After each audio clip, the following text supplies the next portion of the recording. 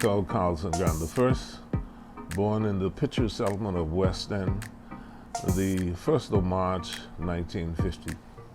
Well, as a business executive for most of my adult life, as a sports administrator for over 20 years, as a member of Parliament for 25 consecutive years, and indeed in my personal life, I've traveled throughout the Bahamas and around the world.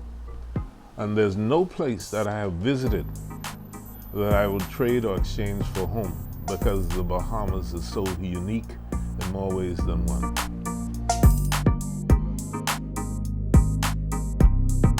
Well, I'm so pleased and proud that my life has been one of service.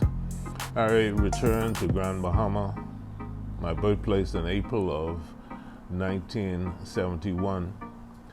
I got married on October 9th, 1971. So God's willing, October of this year will make me 50 years.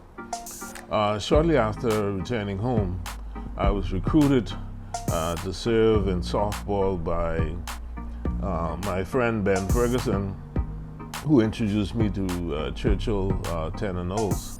I was appointed second vice president, and from there I moved through the ranks of softball in Grand Bahama.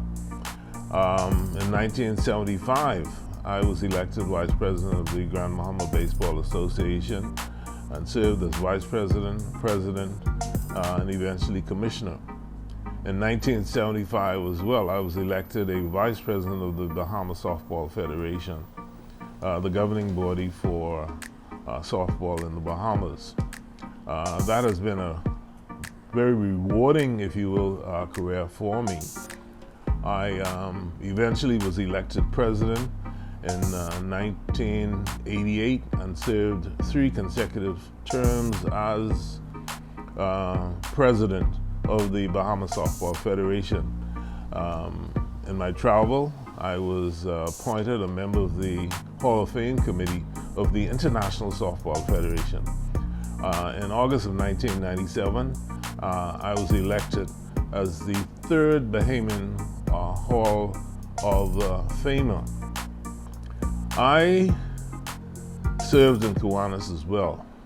I believe it was in 1972 or thereabouts that I was introduced to Kiwanis and served in a number of capacities and was elected president for 1979-1980. I had a very good year, and I was the first president in the club's history to be awarded the Diamond Distinguished Award. That's an international award for service and leadership skills.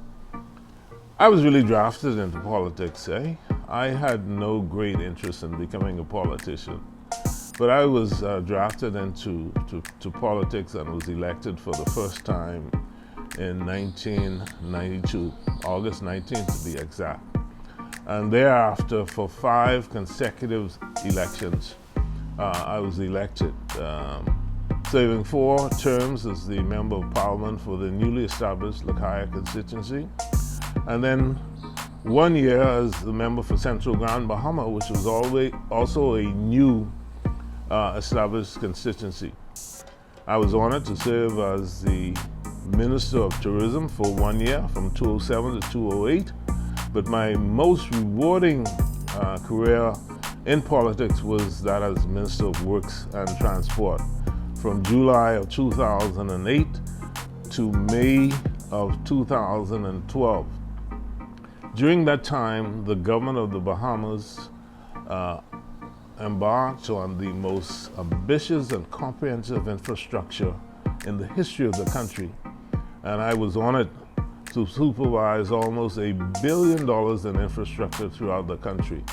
I was beaten up on for the New Providence Road Improvement Program, but many people meet me in the streets today and commends me on what the New Providence Road Improvement Program has done for New Providence. It has certainly improved the quality of life for the residents there and the visitors. And I must say that I lost night rest on some projects as Minister of Works and Transport, but never one night did I lose a minute of sleep because of the New Providence Road Improvement Program, because I knew what the end results would be. As I said earlier, the Bahamas is unique. One of the characters that stand out is the non-practice of class.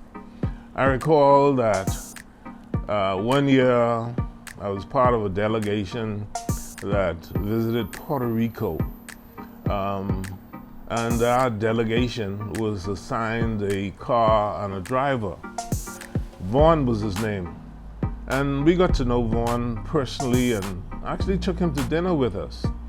On one occasion, there was a cocktail reception, and I said to Vaughn, "Let's go."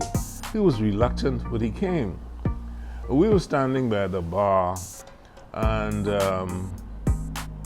his boss walked in, who was the mayor of Puerto Rico, and Vaughn disappeared.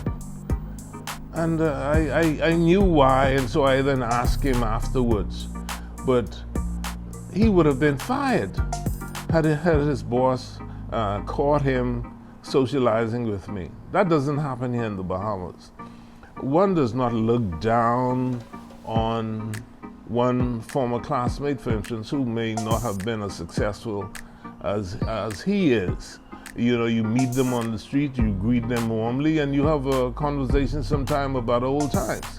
In other countries where I visited, that is not the case. There's a distinct difference between classes. And that's one of the things I love about our beloved country, that we do not practice that discriminatory way of life.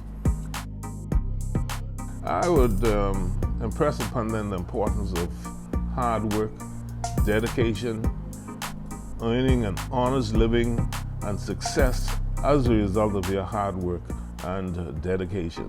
There's no easy road to the top, because when that happens, you eventually fall, and fall badly. Hi, my name is Nico Grant. Happy 48th anniversary of Independence, Bahamas.